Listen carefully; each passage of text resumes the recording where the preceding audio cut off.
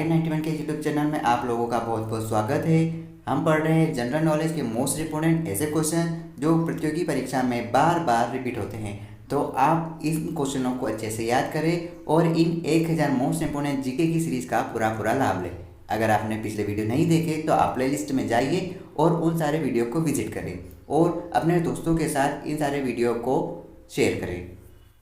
हमारे भोजन में कौन से तत्व ऊर्जा के रूप में मुख्य स्रोत होते हैं? खनिज ऐसे तत्व हैं जो ऊर्जा के मुख्य स्रोत होते हैं। पहला उपग्रह सफल रूप से कब छोड़ा गया था? 19 मार्च सन 1973 में पहला सफल उपग्रह छोड़ा गया था। इनमें से किस विकिरण के कारण कैंसर पैदा होता है? अल्ट्रावायलेट ऐसी विकिरण है जिसके कारण कैंसर पैदा होता है, फैलता है।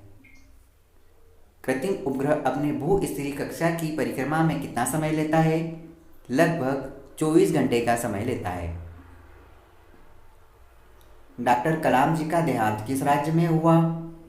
याद रखिए, मेघालय में डॉक्टर कलाम जी का देहांत हुआ। कितने ग्रह पृथ्वी की तुलना में सूर्य के निकट हैं? तो 2 ग्रह पृथ्वी की तुलना में सूर्य के निकट हैं। हाइड्रोजन बम किस सिद्धांत पर आधारित है?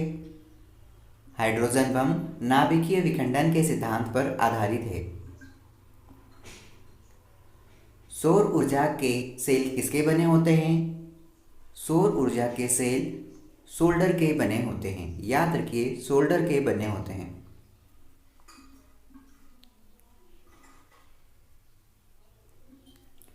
कॉकरोच तिलचट्टे के खून का रंग क्या होता है?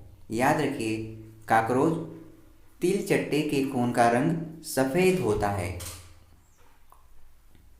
भाप चलित इंजन ऊर्जा को परिवर्तित करता है यांत्रिक ऊर्जा में। याद रखिए, भाप चलित इंजन ऊर्जा को परिवर्तित करता है यांत्रिक ऊर्जा में। दंतेवाड़ा बांध भारत के किस राज्य में स्थित है? दंतेवाड़ा बांध भारत के गुजरात राज्य में स्थित है। चमेरा बांध किस नदी पर बना हुआ है? चमेरा बांध रावी नदी पर बना हुआ है। चमेरा बांध भारत के किस राज्य में बना हुआ है? याद रखिए, चमेरा बांध भारत के हिमाचल प्रदेश राज्य में बना हुआ है। भारत में सबसे लंबा बांध कौन सा है? भारत में सबसे लंबा बांध टिहरी बांध है, जो कि उत्तराखंड में 260.5 मीटर ऊंचा है। विश्व का सबसे लंबा बांध कौन सा है? विश्व का सबसे लंबा बांध जिंगपिंग एक बांध जो कि चीन में है और उसकी ऊंचाई 305 मीटर है। किस ग्रह को सुबह का तारा और शाम का तारा कहा जाता है? शुक्र ऐसा ग्रह है जिसको सुबह का तारा और शाम का तारा कहा जाता है।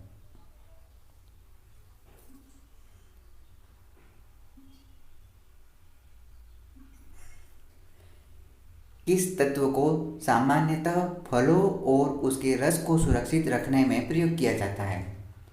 तो सोडियम बेंजोइट ऐसा तत्व है जिसे फलों और उनके रस को सुरक्षित रखने में प्रयोग किया जाता है। वायुदाब मापने वाला यंत्र है। बैरोमीटर के द्वारा वायुदाब मापा जाता है।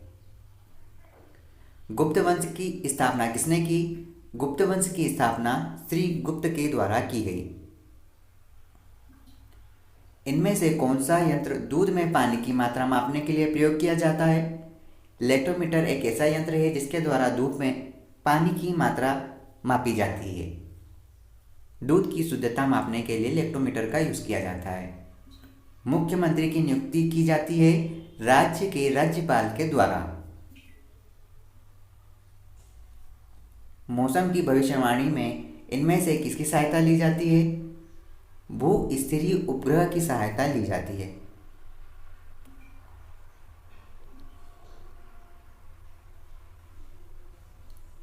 संसार की सबसे लंबी नदी कौन सी है? संसार की सबसे लंबी नदी नील नदी है।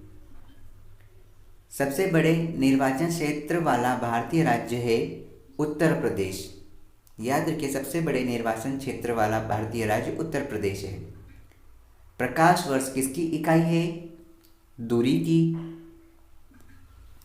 अगला पॉइंट देखें, वर्ष 2014 में सुमित्रा महाजन जो कि लोकसभा स्पीकर रही है, उनका नाम Limba book of world record में, याद रखिए, Limba book of world record में पहली भारतीय महिला जो कि एक लोकसभा सीट से तथा एक राजनीतिक दल के टिकट से लगातार 8 बार लोकसभा के लिए चुनी गई। अगला पॉइंट है, केंद्र शासित प्रदेश दादर नागर हवेली भारत के किस राज्यों के बीच स्थित है? तो याद रखिए, केंद्र शासित प्रदेश दादर नागर हवेली भारत के महाराष्ट्र एवं गुजरात के बीच स्थित है। अगर आपने मैप अच्छे से पढ़ा है तो आपको इस क्वेश्चन का आंसर पता होगा। केंद्र शासित प्रदेश दादर नगर हवेली की राजधानी का नाम क्या है? केंद्र शासित प्रदेश दादर नगर हवेली की राजधानी का नाम सिलवासा है, सिलवासा।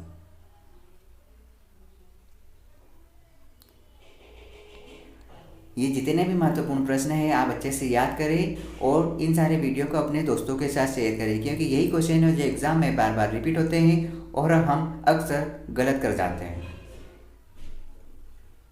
दमन गंगा नदी कहाँ बहती है? दमन गंगा नदी दादर नगर हवेली नामक क्षेत्र में बहती है।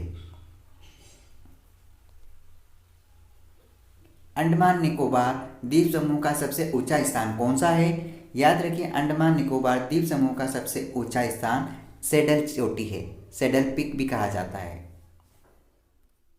Thank you.